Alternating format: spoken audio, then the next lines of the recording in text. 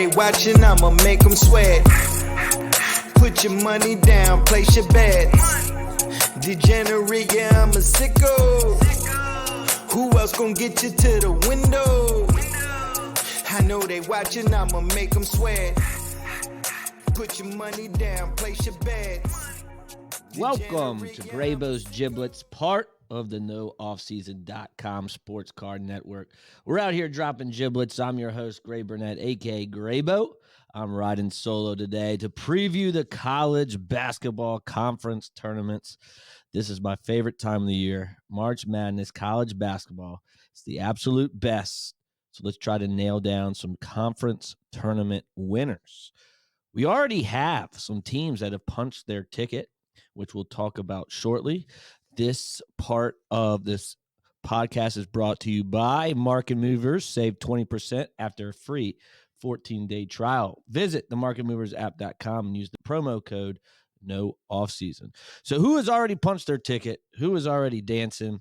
We have the Ohio Valley champions, Morehead State, the number 3 seed, getting it done against Little Rock. We had Longwood out of the Big South, the 6 seed, rolling Drew Pember in UNC Asheville.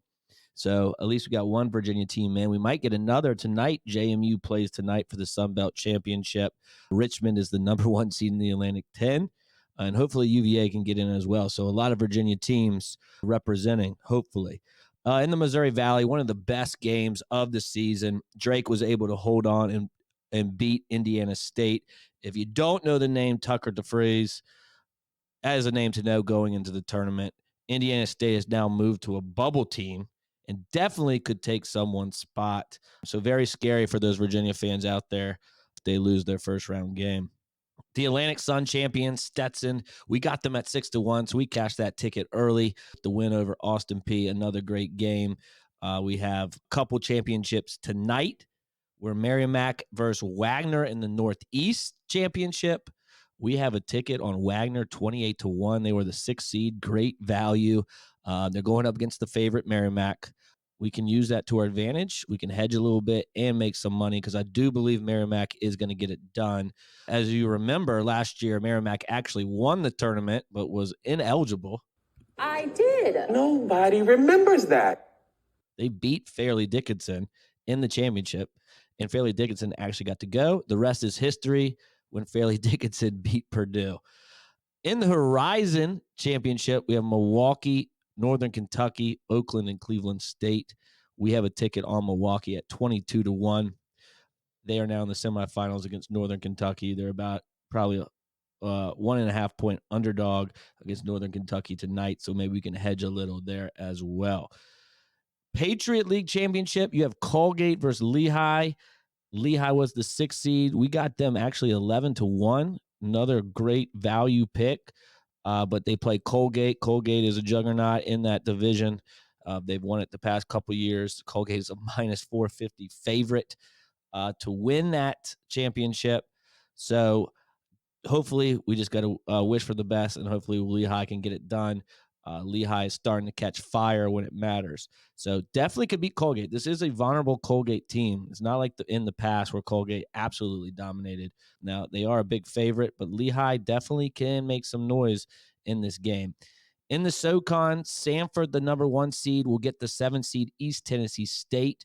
East Tennessee State made a crazy comeback over Chattanooga to reach the championship. And in the Sun Belt, Arkansas State versus JMU tonight. When you're hearing this game will probably be going on. So those are some of the smaller tournaments that are going on. We're going to preview the bigger tournaments today, starting with the Atlantic 10. The Atlantic 10 starts Tuesday, March 12th in Brooklyn, with the top 4 seeds getting double buys. Now, that's important because you're going into a tournament. If you're in the play-in game, you got to win like 4 or 5 straight days. Teams are tired, especially if you don't have a bench. It's really hard to do. So you really want to look for that value in those top 4 seeds, if they have any, because they get a double bye, they get some rest, and they only have to win 3 games. So we go to Brooklyn, March 12th. So we're starting this tomorrow. We got 3 play-in games. None of these teams, I think, have a shot for the reasons I said. Their long shots, you have Fordham versus Davidson in the 12-13 spot, LaSalle versus GW in the 10-15, and Rhode Island versus St. Louis in the 11-14. Rhode Island has lost me so much money this year, so definitely not taking any of those teams. If you're looking ahead, VCU in the 5 spot, so they would play the winner of Fordham and Davidson. VCU is 10-1. They actually blew it. They lost 3 in a row. They played Dayton tough, lost in overtime in the last game, but the loss to Duquesne put Massachusetts in that double bye spot. VCU only gets this single bye and will play the winner of Fordham Davidson. They're 10-1. Now, this is the first time where Odom actually has all of his players healthy. Shulga is still a question mark, but Barristow, who's only played in 18 games, is back. We need Shulga to come back for me to even look at that number. I just think Richmond is in that top tier bracket. They got to play Massachusetts next. I just don't think they get it done without having that double bye. So I'm going to pass on VCU, but if you take that number at 10-1, it's not the worst thing in the world. Now, also on that top side of the bracket, you do have Richmond at plus 475. Massachusetts is 7-1. The 2 seed Loyola Chicago is plus 550, and Dayton, who's actually number 3, is plus 150. Dayton is the favorite, but did you know they haven't won the A10 tournament since 2003? Probably would have won in 2020, but it was a COVID year. They were the number 1 overall seed, probably in the tournament. Obi Toppin, shout out Tim Weiner. Unfortunately, didn't get to see that team play. But Dayton has not won this tournament since 2003. They're the favorite as the 3 seed at plus 150. I'm not going there. They got to run through a hot Loyola Chicago team, which they lost to March 1st. So Loyola Chicago, great defensive team, likes to slow it down. Dayton's banged up a little. So I'm going to pass from Dayton. Loyola Chicago, good number at plus 550.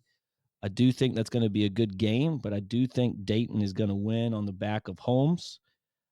The team I like to come out of this is Richmond. Rich what? Richmond. Rich what? Richmond. Where we from? Richmond. What's my hometown? Richmond. Where we live? Richmond. The 1 seed. They're plus 475, and they're the 1 seed. Beat Dayton this year. Split with VCU. Really good starting lineup. Really good point guard in Mr. King. They got Bigelow, the shooter. Quinn is the big man. And Mooney has a great Princeton offense. They really like to slow it down. And what's great about Richmond this year is their defensive efficiency, adjusted efficiency on defense, according to KenPom, is top 25. So they're playing defense this year. So I really like Richmond to come out of the A10 against Dayton in the championship. Richmond is my pick at plus 475 as the 1 seed.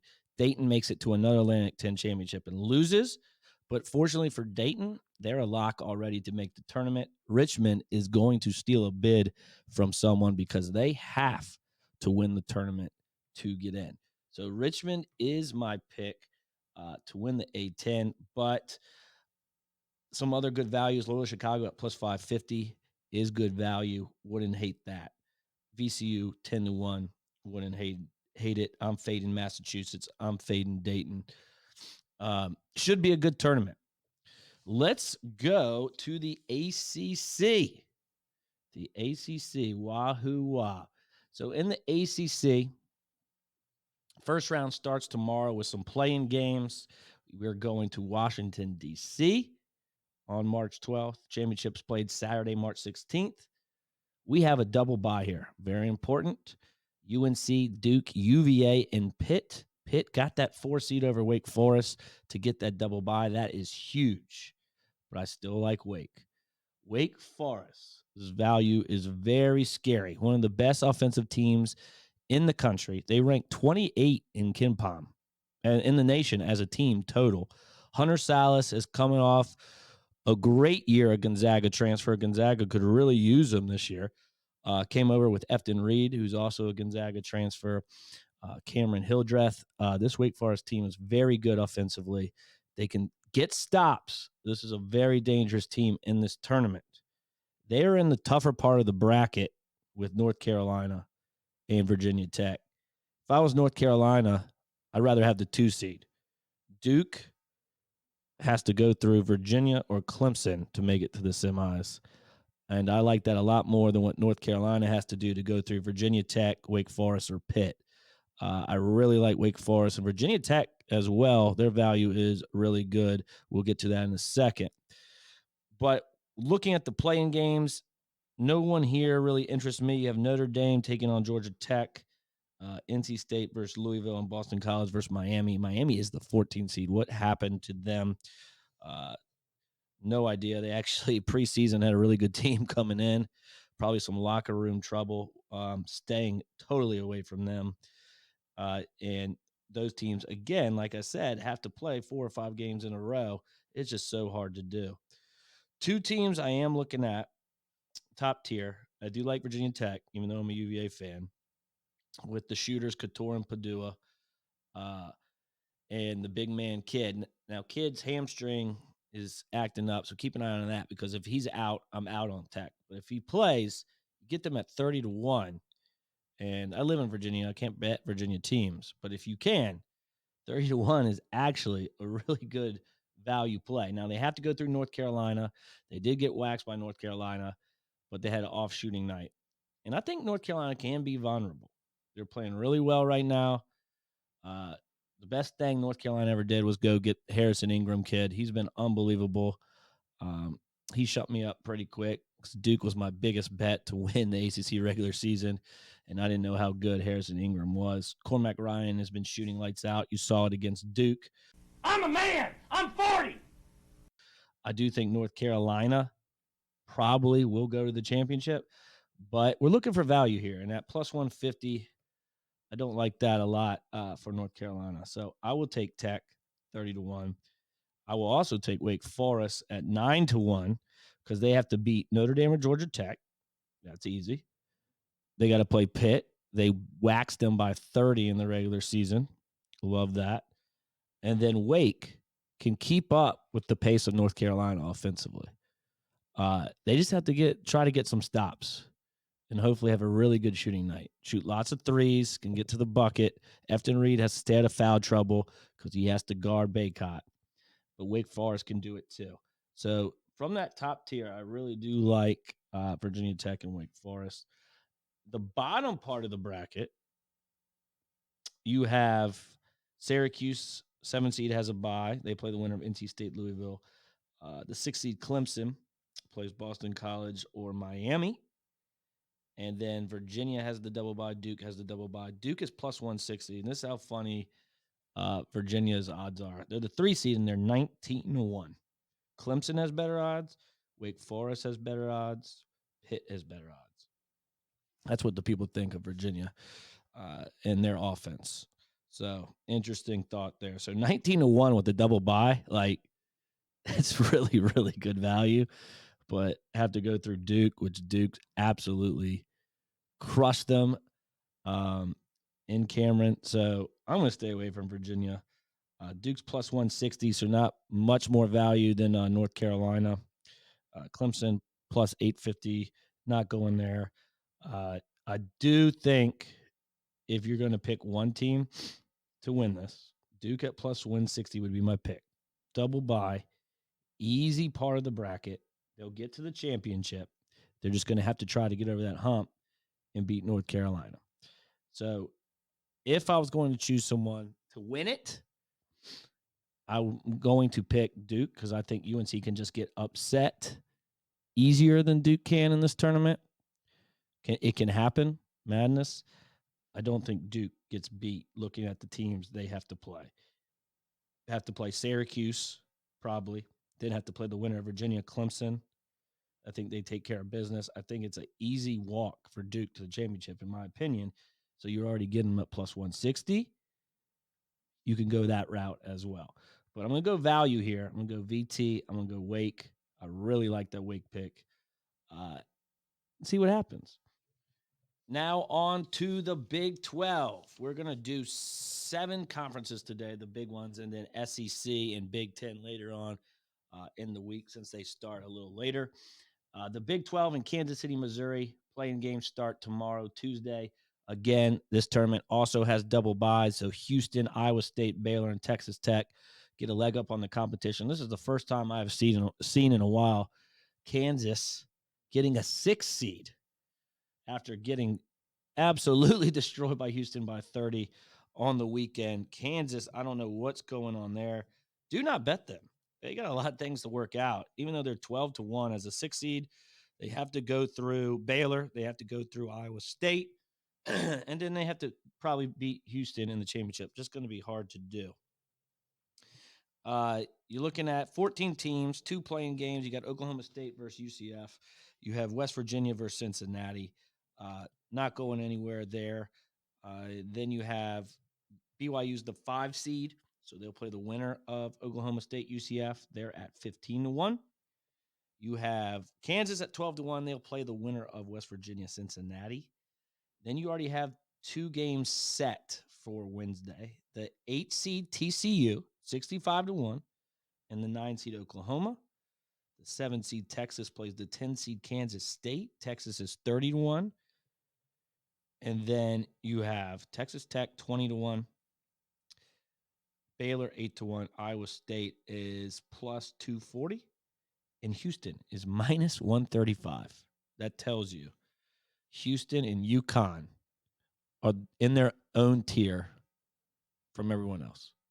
These teams are very good. A lot of people will be picking either Houston or UConn to win the national championship. Me included. My pick, as of right now, is Houston. We'll see what happens. But looking at the odds, looking at the path, Houston has the easiest path. Now, I think their hardest game actually is going to be their second round game if TCU beats Oklahoma. So I am going to take a little sprinkle on TCU 65-1. They match up really well with Houston. They have guards that can match up with their guards. They shoot threes a lot. They push the pace. Houston, the best team on defense in the country, but Houston can go in some slumps on offense. And TCU can take advantage of that. So am I saying TCU is going to beat Houston? No. But is there a chance at 65-1 that I'm going to take a little sprinkle and maybe hopefully catch an upset? Let's do it. So TCU 65-1, I like.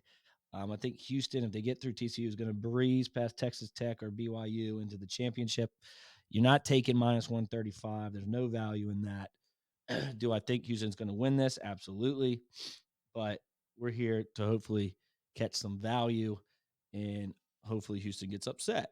And 2 other teams that I'm going to take are Texas 30-1. This is a top 25 team, and they're 30-1.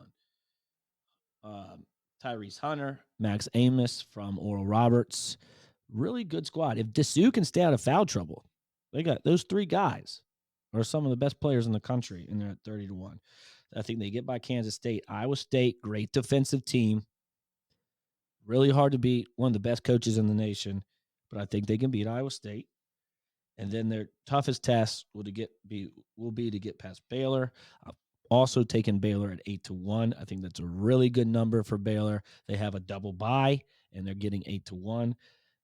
They do have to play Kansas, but I think something's going on with Kansas. I think they get past Kansas, and then I think they can get to the championship. So I do like Baylor versus Houston in the championship. So my 3 bets here: sprinkle on TCU 65-1, Texas 30-1, Baylor 8-1.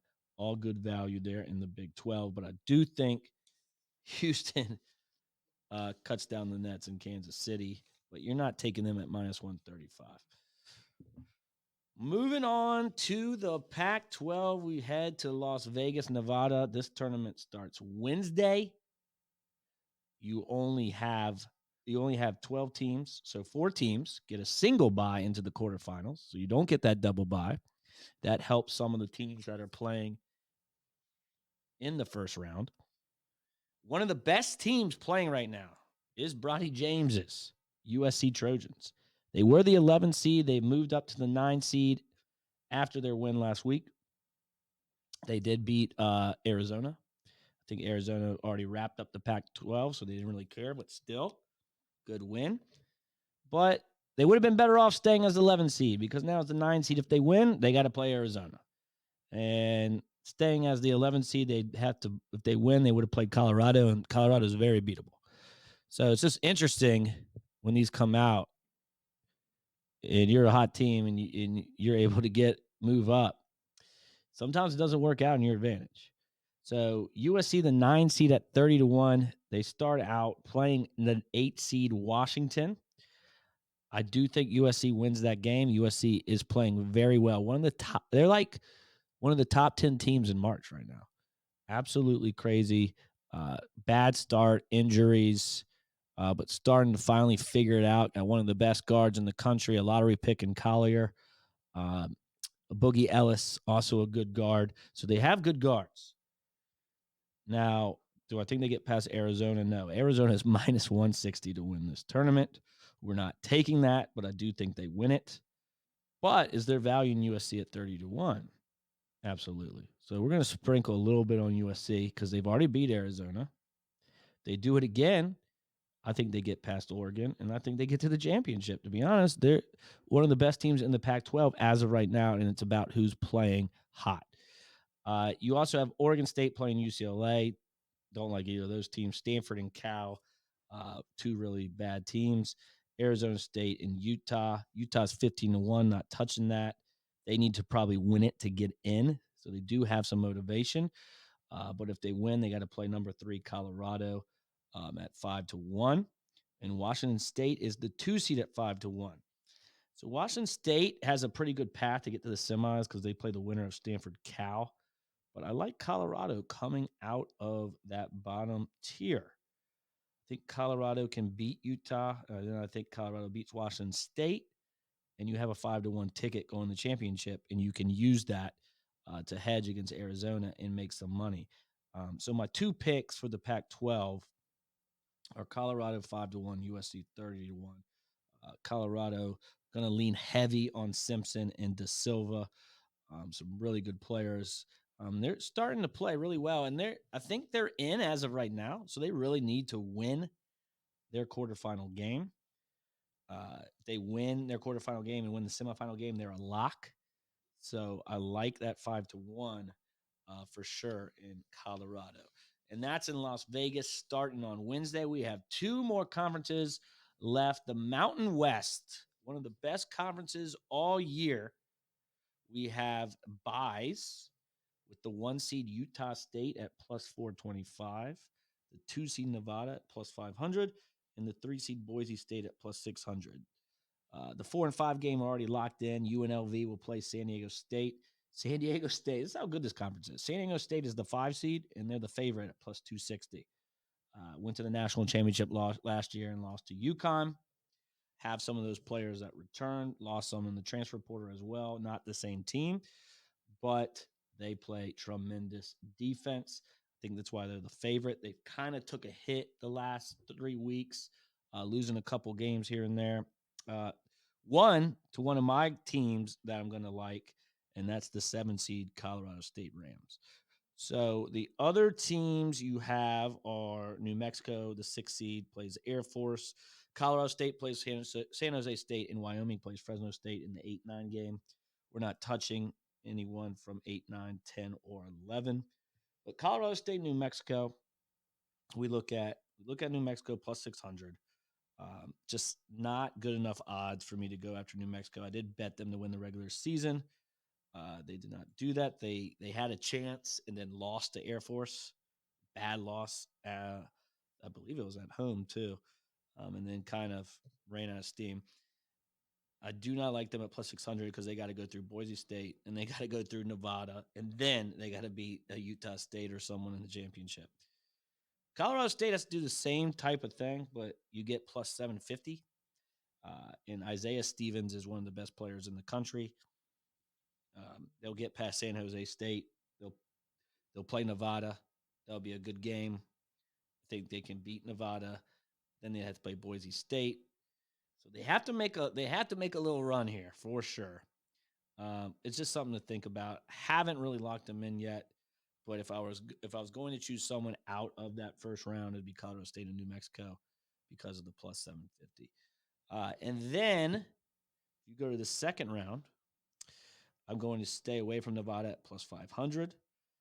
Boise State at plus 600 is intriguing. I don't know where I'm going to go with them yet. They have been playing very well.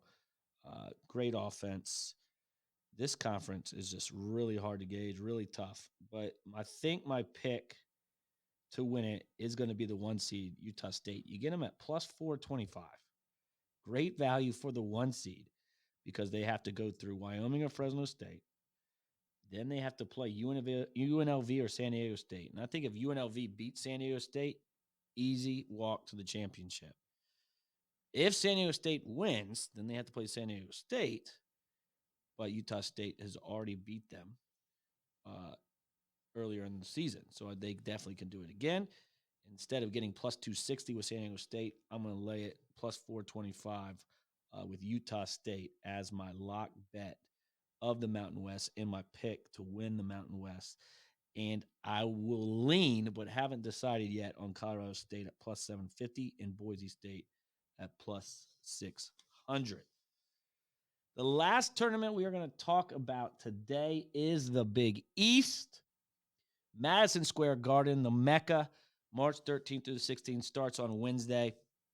You have single buys with UConn, the number 1 seed. They are minus 135 in my pick to win the Big East, but we're not going to bet minus 135. So let's try to find some value. You also have the 2 seed Creighton at plus 425 and Marquette 5-1 is the 3 seed. They all three have buys. The 4 and 5 game are locked in.